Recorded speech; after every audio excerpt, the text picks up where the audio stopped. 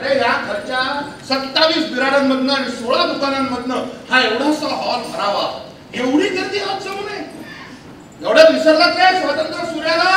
हो केवढ्यांदा ओरडताय, जरा हळू ओरडा. मी असाच ओरडत राहणार, संपूर्ण देशाला जगाला जाग येईपर्यंत असाच ओरडत राहणार. अरे स्वातंत्र्य सूर्यांचा जळजळीत रक्त माझ्या नसानसातून फेस आला की मी टाळतो. मंडळी, असंख्य तारे आसमानात एकत्र चमकताना दिसतात तेव्हा आकाश कसं मनमोहक दिसू लागतं. रात्रीच्या मिट्ट काळोखात असंख्य काजवे एकाच झाडावर विसावतात तेव्हा ते झाड काजव्यांच्या लखलखाटात कसं न्हावून निघतं. अहो एवढंच कशाला, गोड तिखट आंबट कडू अशा मिष्टान्नांनी भरलेलं ताट आपल्याला विचारात पाडतं नेमकी सुरुवात कशाने करायची आणि कौतुक कशाचं करायचं. पण असं हे मिष्टान्नपूर्ण जेवण मन तृप्त करून जातं एवढं मात्र नक्की. अगदी अशाच प्रकारचं गुणवंत कलाकारांनी समृद्ध असं मनमोहक, नेत्रदीपक आणि मनाची तृप्ती करणारं नाटक म्हणजे सुबक निर्मित, नवनीत प्रकाशित, सुनील बर्वे आणि नितीन भालचंद्र नाईक यांचं वसंत कानेटकर लिखित, प्रतिमा कुलकर्णी दिग्दर्शित नाटक सूर्याची पिल्ले. हे नाटक बरं आहे असं म्हणण्याची छातीच नाही, कारण वसंत कानेटकरनी लिहिलेलं आहे, दामू किंकरेंनी डिरेक्ट केलं होतं.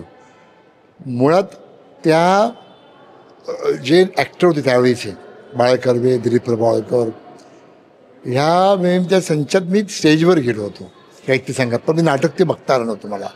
मी आज नाटक ते बघितलं इतक्या वर्षाने, त्यामुळे आज मला बरं वाटतं की मी सूर्याची पिल्ले नाटक बघितलं. अप्रतिम नाटक, अप्रतिम लिहिलेलं. प्रतिमा कुलकर्णीचं डिरेक्शन, प्रत्येकाची परफॉर्मन्स. जेव्हा तुम्ही नाटक बघाल तेव्हा कळेल की आपण नाटक नाही बघितलं म्हणजे आपण काय मुकतोय. एक म्हणतात ना की एक मराठी नाटकाची खाण, त्या खाणीतलं एक हे नाटक आहे. म्हणजे हे नाटक चकोलत माझ्यासारखा माणूस म्हणतो की 40 वर्षात हे नाटक मला बघता आलं नव्हतं, मी आज बघितलं, मला खूप काही मिळालं, खूप काही मिळालं. त्यामुळे हे नाटक नक्की बघा, सूर्याची पिल्ले हे नाटक नक्की नक्की आवर्जून बघा. नमस्कार मंडळी, मी गायत्री देवरुखकर तुमचं स्वागत करते या नव्या व्हिडिओमध्ये. पुढे जाण्या अगोदर एक नम्र विनंती, हे व्हिडिओज तुमच्यापर्यंत पोहोचवण्यासाठी आम्ही खूप मेहनत घेत असतो. त्यामुळे नाटकांबद्दलचे असेच नवनवीन व्हिडिओज बघण्यासाठी आमच्या चॅनलला सबस्क्राईब करा. मंडळी, 5 एप्रिल 1978 रोजी म्हणजेच 46 वर्षांपूर्वी दी गोवा हिंदू असोसिएशन संस्थेने हे नाटक सर्वप्रथम रंगभूमीवर आणलं. त्यानंतर 2010 साली सुनील बर्वे यांनी सुबक अर्थातच सुनील बर्वे कलाकृती या संस्थेतर्फे हर्बेरियम या नाट्य उपक्रमाअंतर्गत हे नाटक पुन्हा रंगभूमीवर आणलं. आणि आता 2024 साली हे नाटक सुबक तर्फेच पुन्हा रंगभूमीवर अवतरलं आहे. हर्बेरियममध्ये 25 प्रयोग करून हे नाटक थांबलं होतं, पण आता तसं नाहीये. त्यामुळे मनसोक्त आनंद लुटा, हवं तितक्या वेळा या नाट्यकृतीचा आस्वाद घ्या. मी काय म्हणतो रघुराय, आपण कार्यक्रमाला सुरुवात करूया. नाही पण आजचे मुख्य पाहुणे, ती जबाबदारी आज बजरंग पार पाडील. काय रे पाडशील ना रे? अवश्य अवश्य. मागच्या वेळेला सुद्धा मीच केलं होतं भाषण, यावेळी जरा थोडक्यात. या नाटकातील सगळीच पात्र इरसाल आहेत.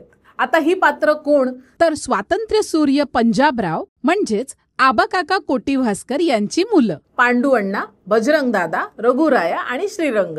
या 4 बंधूंचे वडील स्वातंत्र्य सूर्य होते, पण मुलं वडिलांइतकी कर्तृत्ववान नाहीत. म्हणूनच की काय लोक त्यांना सूर्यपुत्र न म्हणता सूर्याची पिल्ल म्हणतात. या 4 भावांच्या स्वभावात आणि विचारात तफावत असली तरी आयुष्य एकंदर बरंच सुरू असतं. पण अचानक एके दिवशी या कुटुंबावर चालून येतं एक वादळ. या वादळाचं नाव म्हणजे जांबुवंतराव आणि त्यांची तरुण कन्या मदालसा.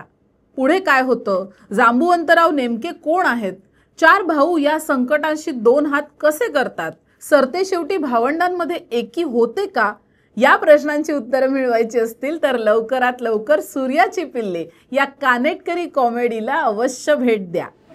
आता उरलेला दिवस सगळ्यांनी गुण्या गोविंदांनी घालवायचं बरं. त्याला सांगा, अरे आजचा दिवस कोणता, देशाची काय परिस्थिती आहे, लोक आपल्याकडे कोणत्या आशेनं पाहताय. ते मामूली प्रश्न राहू द्यात पांडवांना. सगळ्यात आधी या घरातले सगळ्यात ज्येष्ठ बंधू पांडू अण्णा हे पात्र साकारलंय सुनील बर्वे सरांनी. पांडू अण्णा म्हणजे सदरा, धोतर, जॅकेट, टोपी असा साधा सरळ पोशाख आणि तितकाच साधा स्वभाव. पांडू अण्णा अविवाहित असले तरी त्यांना विधवा महिलांसाठी आश्रम चालवणाऱ्या बनूताईंचा प्रचंड आदर आणि साथ आहे. बनूताईंचं पात्र साकारलंय सुहास परांजपे यांनी. या दोघांनी ही पात्र अतिशय सहज आणि गोंडस उभी केली आहेत. आता त्याचंही जाऊ द्या. सुद्या समजा आम्ही मनावर घेतलं, म्हणजे आम्ही मनावर घ्यायचं ठरवलं. पांडवांना तुम्ही हो, तर काय माझं लग्न नाही होणार? काय बनवतोय? मी काय सांगणार? त्यानंतर बजरंग दादा हे पात्र साकारलंय आनंद निंगळे सरांनी. अतिशय चिडचिड आणि आडमोठ्या स्वभावाचं हे व्यक्तिमत्व पचवणं महाकठीण. दुसऱ्याचं ऐकून घ्यायचं नाही, कुठेच नमतं घ्यायचं नाही, अत्यंत हट्टी आणि थोडंसं वरचढ वागणं. पण शेरास सव्वा शेर मिळतोच असं म्हणतात, कारण या चिडखोर जमदग्नीला अगदी त्याच स्वभावाची पत्नी मिळालेली आहे युगंधरा, जी साकारलेली आहे अतिशा नाईक यांनी. या दोघांनी रंगमंचावर आग लावली आहे. स्वातंत्र्य सूर्याच्या काळात आली होती का कधी अशी वेळ?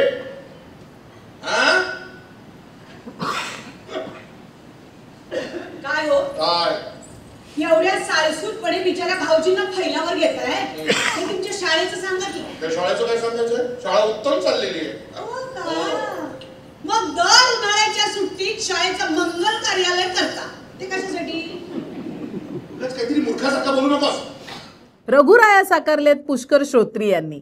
अतिशय साधा, अगदी बावळट म्हणावा असा, काडीचाही आत्मविश्वास नसलेला रघुराया. पण हे व्यक्तिमत्व साकारणं तितकंच कठीणही होतं, कारण रघुराया व्यवसायाने डॉक्टर आहे, पण तरीही तो इतका मठ्ठ आणि आत्मविश्वासहीन कसा, हा प्रश्न आपल्याला सतत पडत राहतो. अर्थात त्याचं उत्तर नाटकाअखेरीस मिळतं. मी का म्हणतो बजरंग दादा, दरवर्षीचा आपला हाच अनुभव आहे की नाही, त्यामुळे आता पांडवांना आल्याबरोबर आपणच हा कार्यक्रम उरकून टाकूया. उरकायचा कार्यक्रम आहे का रे? उरकून काय? आपल्याकडे ज्ञानेश्वरांचं पसायदान देखील आहे, लावू का? बघा, तुम्हाला शांत शांत वाटते. या सगळ्या भावांमध्ये समंजस वाटावा असा हा सगळ्यात छोटा भाऊ श्रीरंग. रघुराया, युगंधरा आणि श्रीरंग यांचं मेतकूट छान जमतं. या व्यक्तिरेखेबद्दल याहून जास्त काही मी सांगणार नाही, पण अनिकेत विश्वासराव या गुणी कलाकारांनी या पात्राला योग्य न्याय दिलाय हे मी आवर्जून सांगेन. सबको सर्वते भगवान ईश्वर ईश्वर. अरे या भ्याड विराट करूच्या धमकावणीला घालून तो मायक्रोफोन बंद केलास. काय वाटलं असेल तेव्हा तीर्थरूपांच्या स्वर्गस्थ आपल्याला? बरं वाटलं म्हणताय ते बघा शपथ, म्हणजे कानात जडे बसले होते कसा. जांबुवंतराव हे पात्र साकारलेलं आहे उमेश जगताप यांनी आणि त्यांच्या कन्येची मदालसेची भूमिका साकारलेली आहे शर्वरी पाटणकर यांनी. ही दोन्ही पात्र कथानकाला एक रंजक वळण देतात. त्यामुळे या पात्रांबद्दल मी फार काही सांगणार नाही. तुम्ही नाट्यगृहात भेट देऊनच या पात्रांचा उलगडा कराल.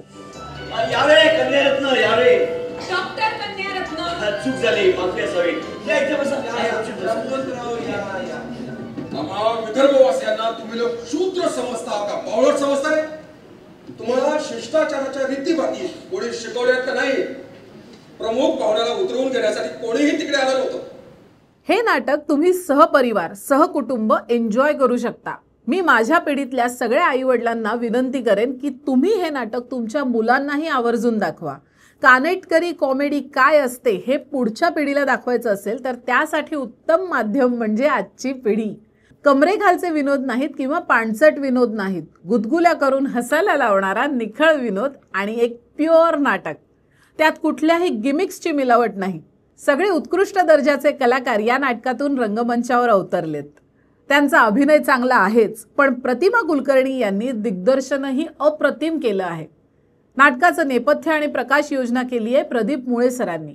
संगीत अशोक पत्कींनी केलंय. वेशभूषा आहे मंगल केंकरे यांची आणि सूत्रधार आहेत दीपक जोशी. तुमच्यापैकी काही जणांना कल्पना असेलच की पांडू अण्णा हे पात्र आधी स्वर्गीय अतुल परचुरे सर साकारणार होते.